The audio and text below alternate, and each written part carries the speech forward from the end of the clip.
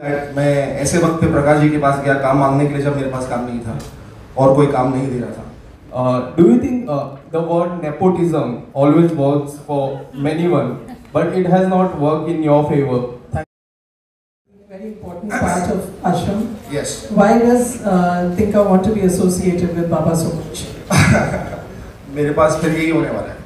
I don't think I can say much about कि टिंका सिंह के साथ अब क्या होने वाला है. But सबसे पहले I just want to say thank you to of course Prakash sir and thank you to Gautam sir for giving me this opportunity and I keep telling people that मैं ऐसे वक्त पे प्रकाश जी के पास गया काम मांगने के लिए जब मेरे पास काम नहीं था और कोई काम नहीं दे रहा था और प्रकाश जी ने अपना दरवाज़ा खोला मेरे लिए और आश्रम का दरवाज़ा खोला मेरे लिए and it was just absolutely unexpected the kind of love that ashram got and the kind of love Tinka Singh got in the show and I'm going to always be eternally grateful for that. So that's number one. Number two, Tinka of course I'm guessing brings in some sense of relief to the show. इतना कुछ हो रहा है show में तो टिंका के बारे में ज़्यादा तो मैं कुछ नहीं कहूँगा but I'm just want to say it's going to be very exciting. Tinka is not just going to be singing and fooling around this time. A lot more is going to happen in the plot with Tinka Singh. So I'm just very excited and just very grateful. And Disha Jha, of course, was one of the main reasons why I got the show. So thank you so much. When I was in massive sort of going downhill emotionally कि भाई आगे क्या होगा काम नहीं है पता नहीं क्या होने वाला है आश्रम को लोग कैसे एक्सेप्ट करेंगे. सवाल आपसे भी है दिन जी. हाँ जिस तरह आप स्टार्टिंग में आपने बोला कि मैंने प्रकाश जी के साथ जाके बात की और मैंने रोल के बारे में कहा जी. Do you think the word nepotism always works for anyone but it has not work in your favour? Thank you for saying that. It's been 10 years it's not worked for me. तो नहीं यार I think अगर आज आप देखें तो आलिया भट्ट जब करती है गंगूबाई तो उसको उतना ही प्यार मिलता है जितना कार्तिक आर्यन को मिलता है भूल भुलैया के लिए.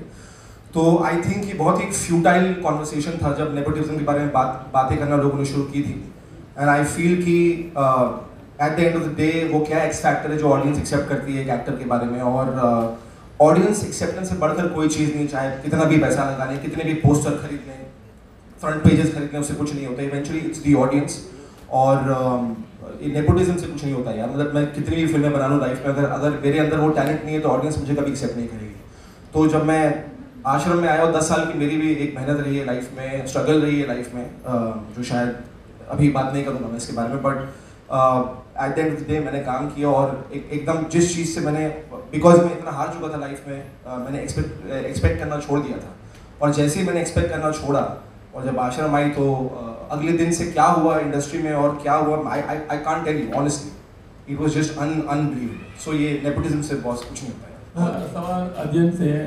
आपने कहा था कि कुछ काम नहीं था जी एंड आपने प्रकाश जी को अप्रोच किया था जी. तो कभी ऐसे वक्त में किसी बाबा या फिर कोई तावीज या टोटका वोटका ऐसी चीज़ों में आप कहीं चले गए थे? आई थिंक आप किसी भी फील्ड से हो I think human beings in itself are very insecure.